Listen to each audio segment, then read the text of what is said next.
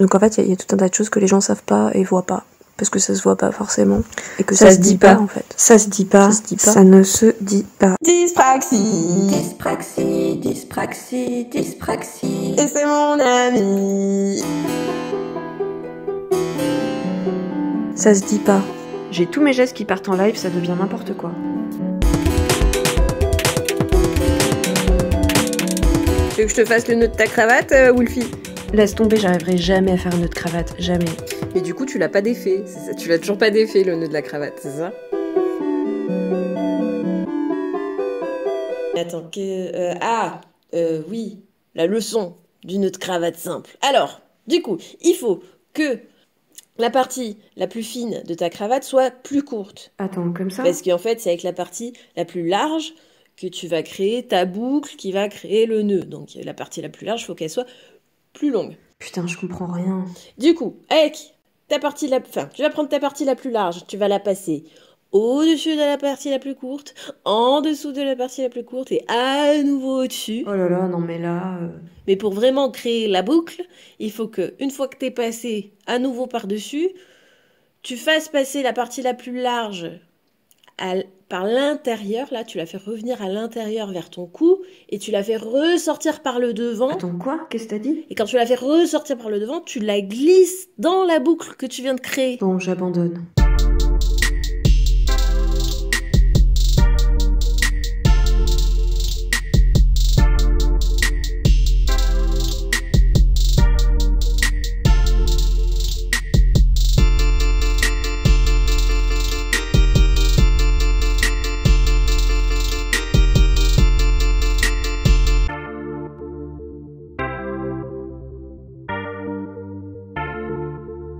Quand j'étais enfant, il y a des choses qui ont été clairement remarquées et soulevées par mes instits, notamment.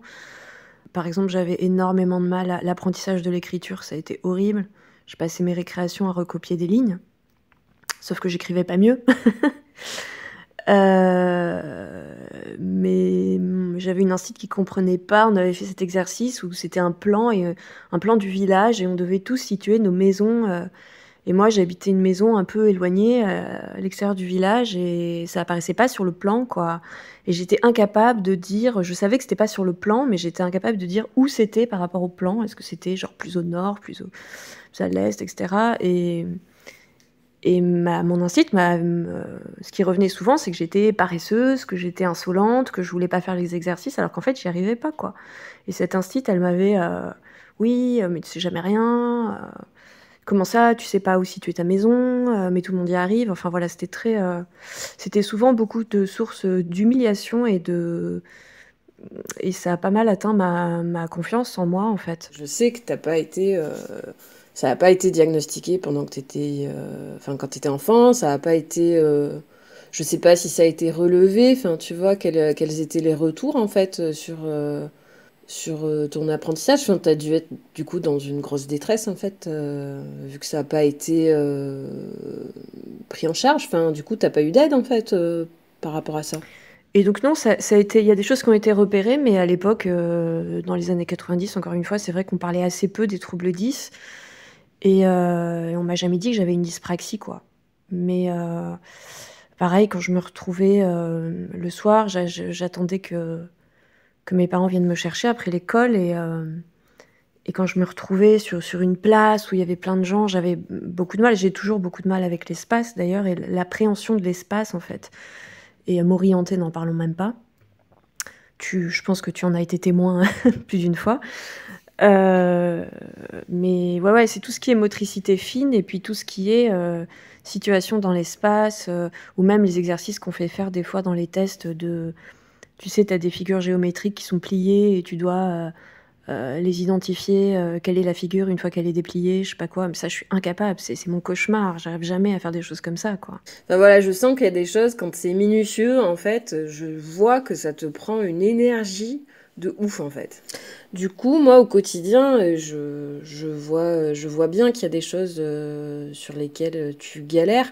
Alors, des fois, en fait, c'est marrant parce que... Enfin, non, c'est pas marrant, mais si on le sait pas que t'as une dyspraxie, en fait, on pourrait se dire que c'est de la maladresse, en fait. Tu vois, il y a plein de fois où tu as des objets qui vont te tomber des mains, par exemple. Ça, c'est un truc que je vois souvent.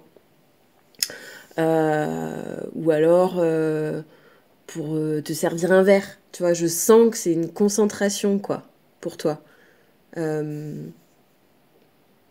Ou alors, il y a, par exemple, quand on marche. En fait, j'ai l'impression que la représentation dans l'espace, des fois, c'est un peu compliqué. Quand on marche, j'ai l'impression que tu marches sur moi, quoi. Ça me fait assez marrer. Mais le repérage dans l'espace, quoi. J'ai l'impression que c'est un petit peu galère. Et peut-être, du coup, visualiser tu vois, les distances, quoi, ou je sais pas comment... Oui, c'est vrai ce que tu dis, ça prend beaucoup d'énergie. Alors moi, je m'en rends presque plus compte, hein, parce que c'est tout le temps, c'est tous les jours, en fait. C'est tous les gestes, même les gestes du quotidien. Mais oui, ça me demande beaucoup de concentration pour arriver à pas être trop maladroit, à pas faire tomber les trucs. Mais c'est aussi beaucoup un manque de confiance, en fait, aussi, hein, bizarrement.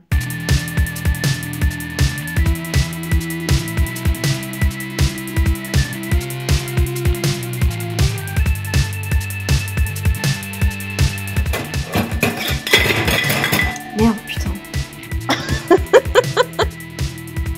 Ça va, Wolfie? Tu t'en sors? Tu veux que je le fasse? Ouais, vas-y, parce que là...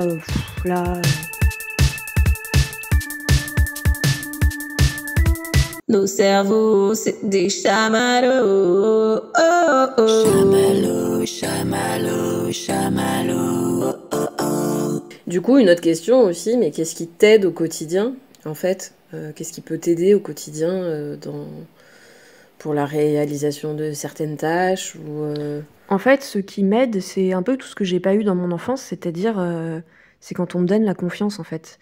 C'est d'avoir quelqu'un de bienveillant qui me dit: «Mais si, tu peux y arriver, prends le temps qu'il faut, si ça prend un peu plus de temps, c'est pas grave», et surtout qui me montre, en fait. Tu vois, quand je te disais: «Est-ce que tu peux me montrer comment on fait un nœud de cravate?» parce que, bon, même en me montrant, je suis pas sûre que j'y arriverai, mais souvent ça m'aide quand on me montre et quand on fait les gestes que vraiment j'arrive pas à faire, quand on les fait avec moi et qu'on découpe le geste en plusieurs mouvements, en plusieurs gestes, en fait. La dyspraxie est une perturbation de la capacité à effectuer certains gestes et activités volontaires, nommée praxie. Elle est également appelée trouble développemental de la coordination. La dyspraxie résulte d'un dysfonctionnement de la zone cérébrale qui commande la motricité. Elle a pour conséquence des difficultés dans les apprentissages. Appartenant à la famille des troubles 10, la dyspraxie est reconnue comme étant un handicap qui se manifeste au quotidien avec des difficultés dans différents domaines qui ont trait à la motricité. Cela peut être une difficulté à s'habiller, à tenir un objet, à se déplacer. En effet, nouer ses lacets, tenir sa fourchette, apprendre à faire du vélo, autant d'actions de la vie courante que l'enfant doit apprendre pour lesquelles il sera maladroit au départ, mais qu'il finira par maîtriser avec quelques essais et un peu d'entraînement. Je crois que ce qui aide, en fait, il y a pas de mystère, c'est la pratique, en fait. Les gestes, plus on les fait, plus on les répète et moins c'est compliqué.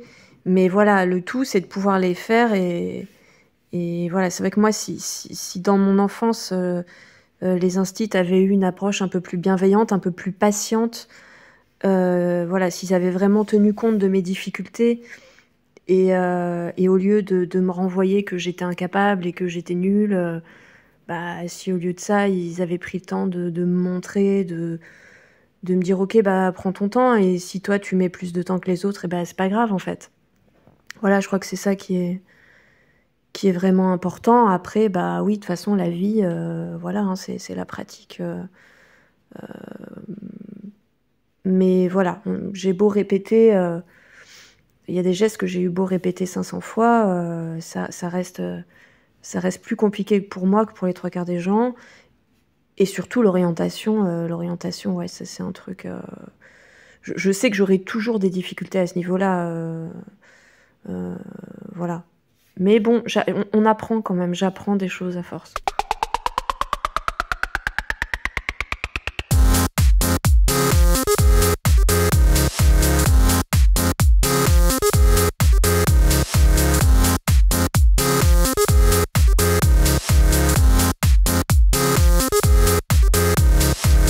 Au niveau des choix de vie, bah oui, c'est un petit peu marrant parce que j'ai fait les beaux-arts, ça s'est fait un peu par hasard. Et en fait, bah voilà, je me suis orientée vers quelque chose de manuel, alors qu'à la base, tout ce qui était manuel, pour te dire, mon instinct de troisième section de maternelle avait convoqué ma mère pour lui dire que j'arrivais pas à découper des gommettes en rond, que c'était voilà, que j'étais feignante, encore une fois, que je voulais pas faire comme les autres. Alors qu'en fait, on m'avait jamais montré réellement le mouvement pour découper une gommette en rond, et moi je trouvais ça compliqué, je l'avais jamais fait.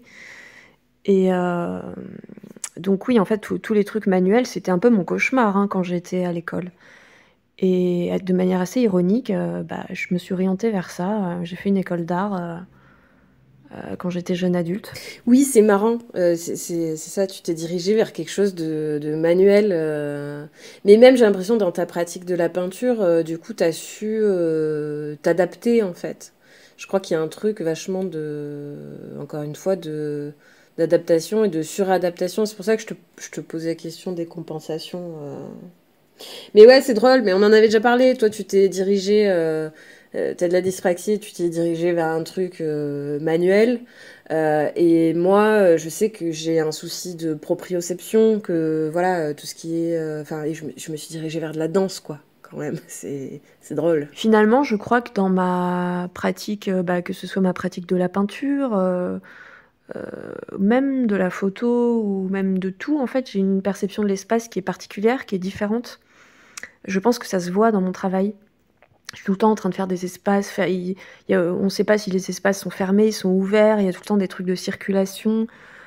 Euh, Voilà, moi, c'est vrai que je m'oriente aussi beaucoup aux couleurs. Et ça m'a joué des tours. Je me souviens d'un jeu. Une fois, j'étais chez des amis. Et ils m'ont proposé de jouer aux dames chinoises. Et ça a été un cauchemar. Mais vraiment un cauchemar.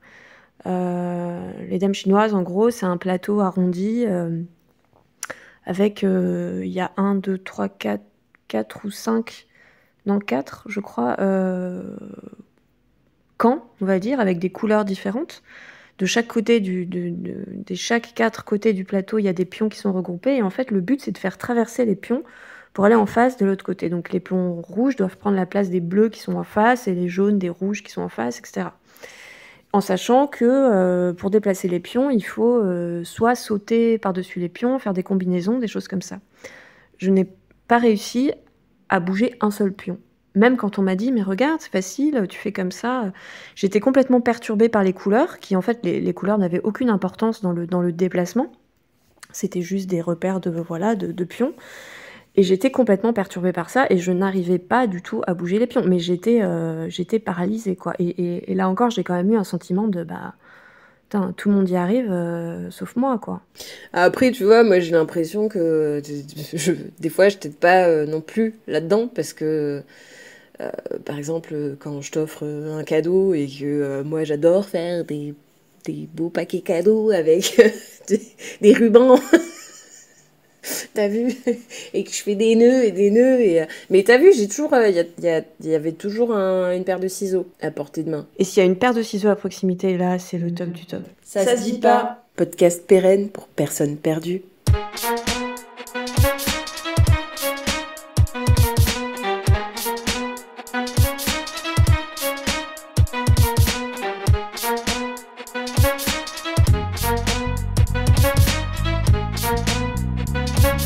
Bon allez, ça suffit maintenant. Je suis là, debout dans ma cuisine avec mon téléphone, là, ça rime à rien. Ah, tu sais quoi, aujourd'hui, à la télé, j'ai appris qu'un bébé autruche, ça s'appelait un autruchon. C'est trop marrant, non? Dans le même style, ce qui est très drôle, c'est quand mon TOC rencontre ta dyspraxie, tu vois. Quand je suis... dans des phases aiguës et que j'enferme des affaires dans des sacs que je ferme de ouf là et que toi il faut que tu défasses un nœud quoi. Oui, non, mais alors pour le coup, tu vois, moi je suis aussi très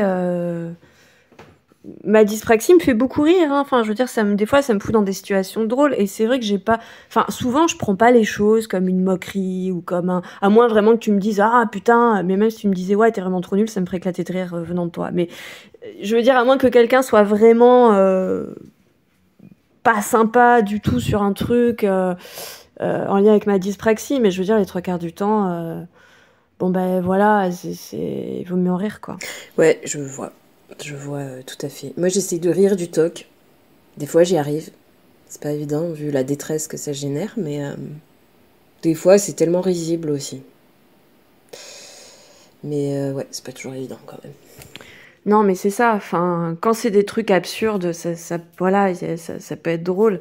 Après, voilà, quand ça provoque de la détresse, par contre, moi, c'est vrai qu'à l'âge adulte aujourd'hui, bon, bah, je ressens moins ça comme une détresse.